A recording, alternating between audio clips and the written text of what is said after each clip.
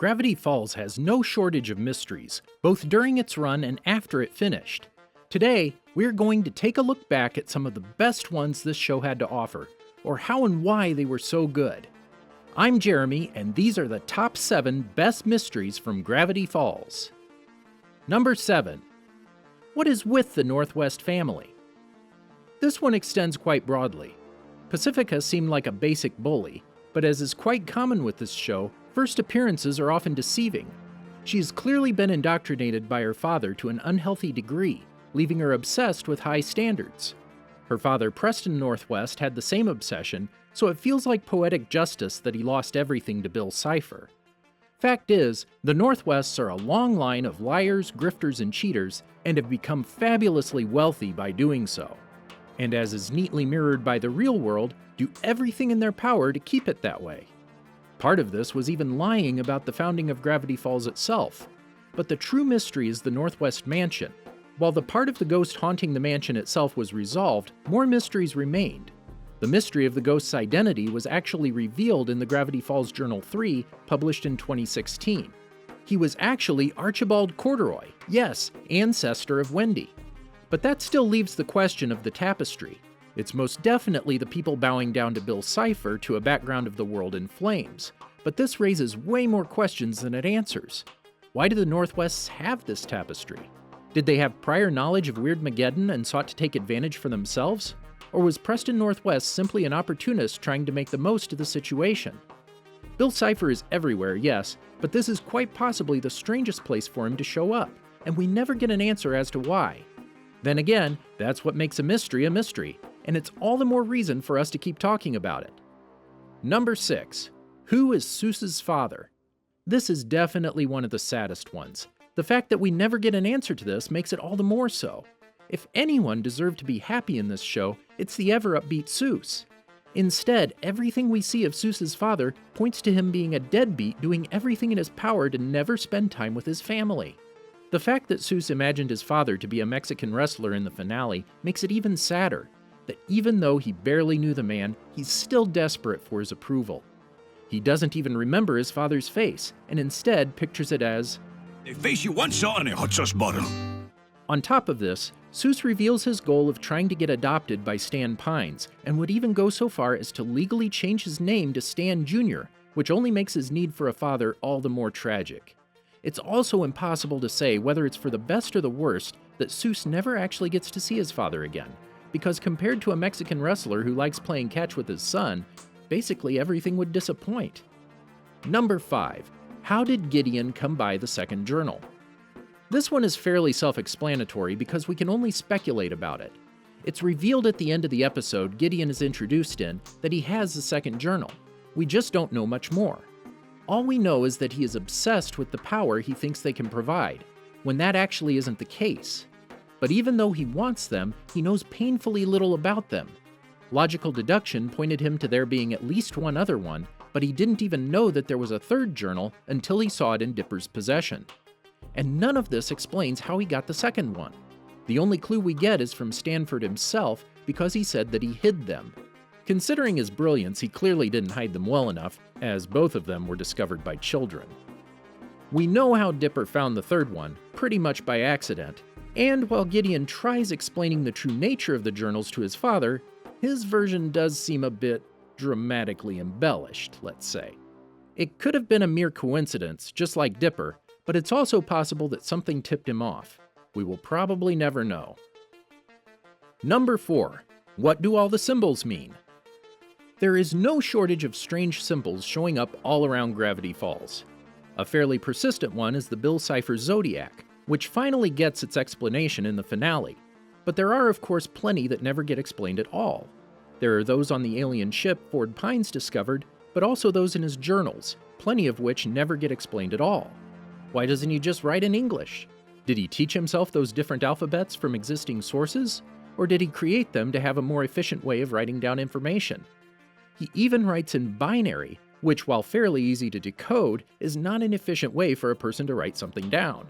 Especially Ford, who has a noted distaste for computers, the main beneficiaries of binary. I decided to call up my old college buddy, Fiddleford McGucket, a young but brilliant mechanic.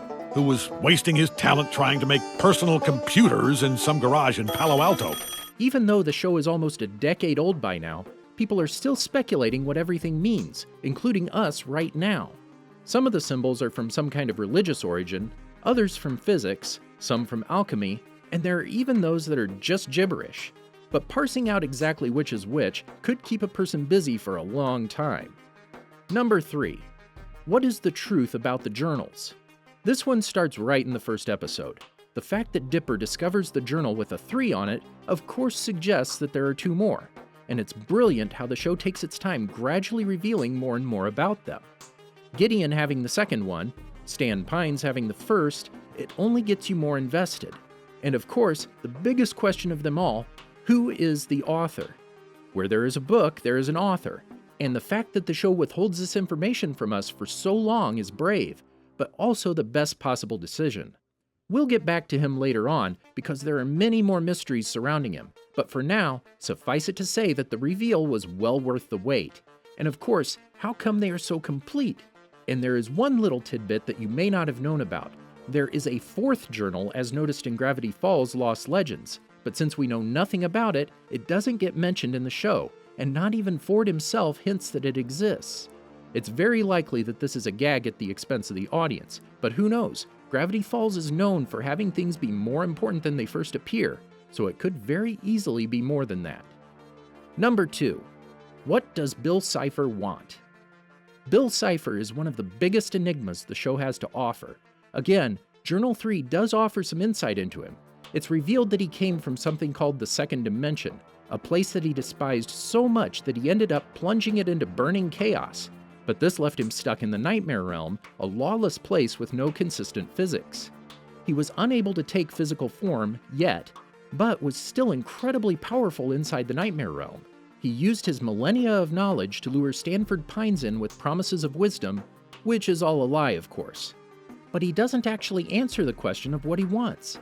He talks about his history, but nothing about that actually relates to the human realm. If nothing else, it appears to be just another place for him to laud his power over, something he can rule and use as his own giant sandbox. After all, that's the thing about Bill Cipher. He's all-powerful, yes, but he's also arrogant, vain, sadistic, and has a constant desire for praise. Nothing would ever satisfy him, and that turns out to be his downfall. But because of that, we never know the exact motivation he had for taking over the world. Was it a quest for power, a desire to build a home of his own, regain the approval of a lost parent, or maybe he just enjoys watching the world burn? It's impossible to tell. The one thing that doesn't touch on is how omnipresent Bill Cipher is in Gravity Falls. As mentioned, he's in the Northwest Mansion, but also in the Mystery Shack. The backs of playing cards, the negative $12 bill, on arcade games, on DVD boxes, and as graffiti on fences. In fact, Bill Cipher's reach isn't limited to Gravity Falls. He's been spotted in the Owl House, Amphibia, Star vs. the Forces of Evil, Rick and Morty, DuckTales, and even in The Simpsons. Now, it's perfectly possible all of these are just jokes so that we keep talking about him, making me the butt of this joke, but it's more fun to think of this as Bill's multidimensional reach. Number 1, what is Stan Pines up to? This mystery proves that there is nothing quite like a good build-up, and man does it have a suitable payoff. As early as episode 1, we see that he is working on something that he doesn't want anyone to know about. But that's not all. He has a mark on his shoulder, later revealed to be an accidental brand. But most of all, the fact that he is never honest about his past until after his goal is accomplished. We know that he's a con artist, great at grifting people out of their money, but at the same time does have a genuine affection for Dipper and Mabel. But of course, the culmination of his story is the episode Not What He Seems, generally held to be the very best episode of Gravity Falls. The moment where Mabel lets go and trusts him has been immortalized everywhere by fans of the show. And the fact that the entire mystery surrounding Stan Pines was all building up to the reveal of the author of the journals themselves, and the author is his long-lost brother, it's definitely something else. Not only that, but the fact that the showrunners had the guts to let this mystery run its course is not something you see very much of anymore these days. The reveal that he had Journal 1 all along hits like a bomb, and the fact that it comes at the end of the first season is such a great cliffhanger. It's almost cruel.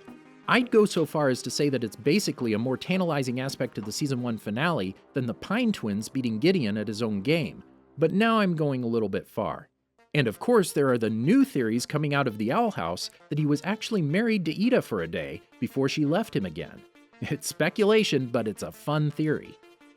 Going back to Not What He Seems, adding the real Stanford Pines to the mix of characters is brilliant, an amazing counterweight to Stanley's common ways, and someone to complement Dipper's intelligence. It's also clever that they didn't add him to the mix too soon, as having an expert on hand would make things too easy for Dipper to solve everything. Everything here is perfectly balanced, the build-up, the payoff, the amount of hints it drops to keep us invested, and it all comes together to form the best mystery that Gravity Falls has to offer. And that's it! The 7 best mysteries that Gravity Falls has to offer. What's your favorite? Or have you solved any of the ones we mentioned here? Be sure to let us know in the comments down below. Also remember to subscribe and hit the bell to be notified of when we upload our weekly new videos. And remember, Frederator loves you!